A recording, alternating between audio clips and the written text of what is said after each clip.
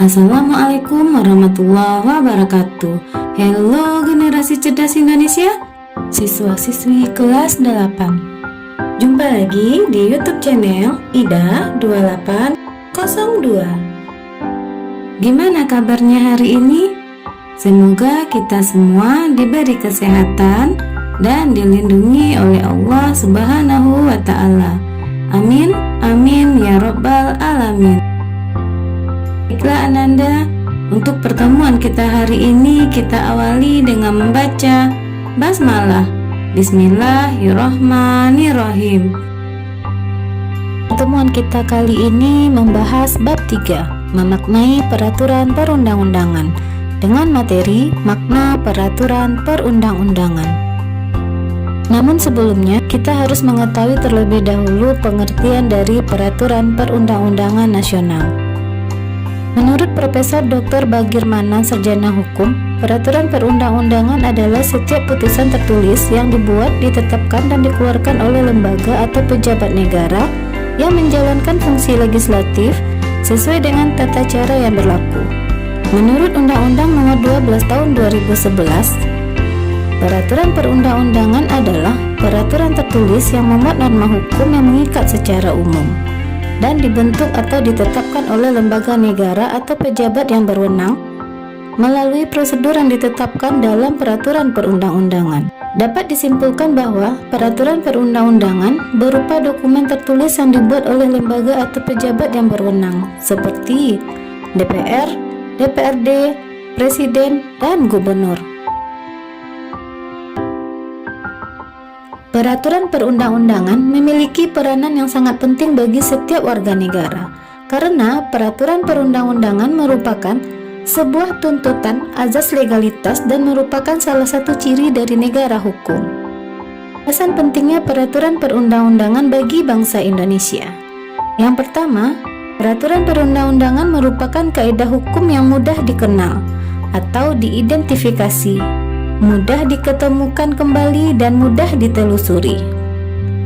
Sebagai kaidah hukum tertulis, bentuk, jenis, dan tempat pembuatannya jelas.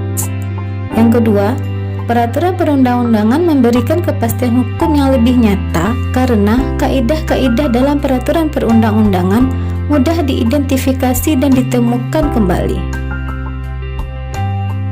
Yang ketiga, adanya struktur dan sistematika yang jelas sehingga memungkinkan untuk diperiksa dan diuji kembali baik dari segi formal maupun dari segi materi muatannya. Keempat, pembentukan dan pengembangan peraturan perundang-undangan dapat direncanakan. Faktor ini sangat penting bagi negara-negara yang sedang membangun, termasuk membangun sistem hukum baru yang sesuai dengan kebutuhan dan perkembangan masyarakat. Fungsi peraturan perundang-undangan menurut Profesor Dr. Bagir Manan, Sarjana Hukum, terbagi dua, yaitu fungsi internal dan fungsi eksternal. Fungsi internal dari peraturan perundang-undangan adalah fungsi penciptaan hukum, fungsi pembaharuan hukum, fungsi integrasi, dan fungsi kepastian hukum.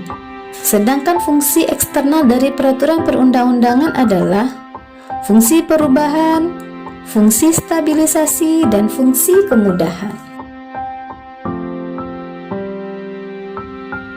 Unsur yang membentuk peraturan perundang-undangan terdiri dari peraturan tertulis, memuat norma hukum, mengikat secara umum, dibentuk atau ditetapkan oleh lembaga negara atau pejabat yang berwenang, melalui prosedur yang ditetapkan dalam peraturan perundang-undangan. Tata urutan peraturan perundang-undangan di Indonesia. Perhatikan tabel berikut ini. Perbandingan tata urutan peraturan perundang-undangan Republik Indonesia antara Undang-Undang Nomor 10 Tahun 2004 dengan Undang-Undang Nomor 12 Tahun 2011 adalah: menurut Undang-Undang Nomor 10 Tahun 2004, tata urutan peraturan perundang-undangan terdiri dari: yang pertama, Undang-Undang Dasar Negara Republik Indonesia tahun 1945. Yang kedua, undang-undang yang sejajar dengan peraturan pemerintah pengganti undang-undang. Yang ketiga, peraturan pemerintah. Yang keempat, peraturan presiden. Yang kelima, peraturan daerah, yang terdiri dari peraturan daerah provinsi, peraturan daerah kabupaten atau kota, dan peraturan desa. Tata urutan peraturan perundang-undangan menurut Undang-Undang Nomor 12 Tahun 2011. Yang pertama, Undang-Undang Dasar Negara Republik Indonesia tahun 1945. Yang kedua, ketetapan MPR. Yang ketiga, undang-undang yang sejajar dengan peraturan pemerintah pengganti undang-undang. Yang keempat, peraturan pemerintah. Yang kelima, peraturan presiden. Yang keenam, peraturan daerah provinsi. Yang ketujuh, peraturan daerah kabupaten atau kota. Anandaku, inilah materi kita untuk pertemuan hari ini. Sampai jumpa lagi untuk materi-materi selanjutnya.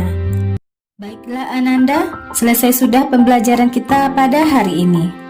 Semoga apa yang sudah kita pelajari dapat bermanfaat dan bisa kita terapkan dalam kehidupan kita sehari-hari. Tetap semangat dan lakukanlah hal-hal yang positif. Dan kita akhiri pembelajaran hari ini dengan mengucapkan hamdalah. Terima kasih.